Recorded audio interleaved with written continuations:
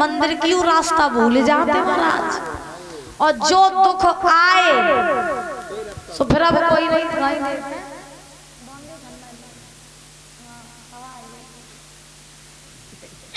इन लोगों को दिखाई नहीं देता है। मैंने बात ये ठंडी ठंडी हवा चलो तो सीधे कानन पे ही पड़ता है। हाँ हवा चल रही है पतली पतली महाराज। टोपा लगा ले टोपू लगा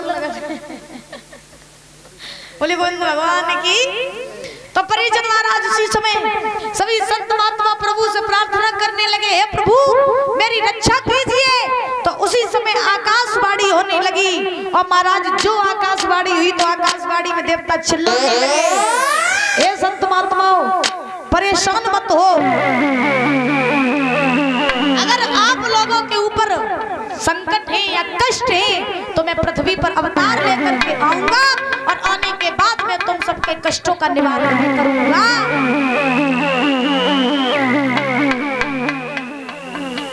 जो आकाशवाणी हुई गोलू, जैसे आकाशवाणी हुई सो जब देवताओं ने ये कहा कि मैं पृथ्वी पर अवतार लेकर के आऊंगा और कृष्ण का अवतार धारण करूंगा और जब मैं पृथ्वी पर आऊंगा तब मैं तुम्हारे सबके कष्टों का निवारण करूंगा।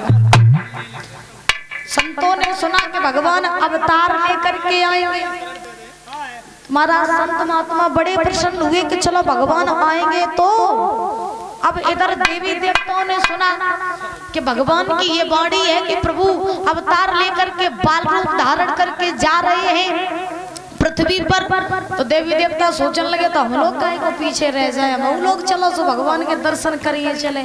सो जितने भी देवी देवता रहे सो महाराज सबने ग्वाल वालों का रूप बनाया और रूप बना करके महाराज आए और आ करके पृथ्वी पर भगवान के आने की राह देखने लगे।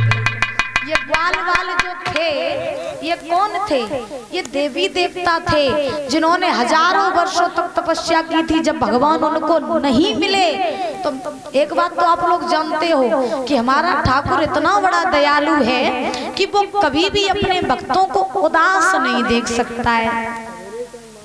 भगवान हमारे इतने बड़े दयालु हैं कि वो अपने भक्तों को कभी भी उदास नहीं देख सकते। देखिए कहा जाता है कि भगवान को आने में और देने में देरी भले ही हो सकती है लेकिन भगवान देता जरूर है, कभी विलंब नहीं करता है। ध्यान रखना भगवान कभी भूलता नहीं है। और एक बात ध्यान रखना, क्या भगवान जिसको पकड़ लेते हैं फिर कभी भी प्रभु उनको छोड़ते नहीं है। इसीलिए देखिए एक बात मेरी ध्यान रखना, आजकल के लोग ऐसे हैं मैया, कैसे क्या आजकल के लोग दुनिया को दिखाने के लिए सजते संवरते रहते हैं, लेकिन क्या कभी आपने ये सोचा है कि जिसके लिए मुझे सजना चाहिए उसके लिए तो आप कभी नहीं सजते? कौन? हमारा परमात्मा।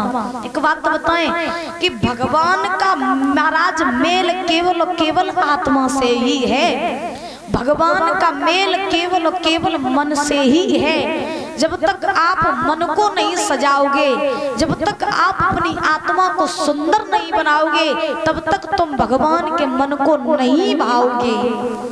ध्यान रखना।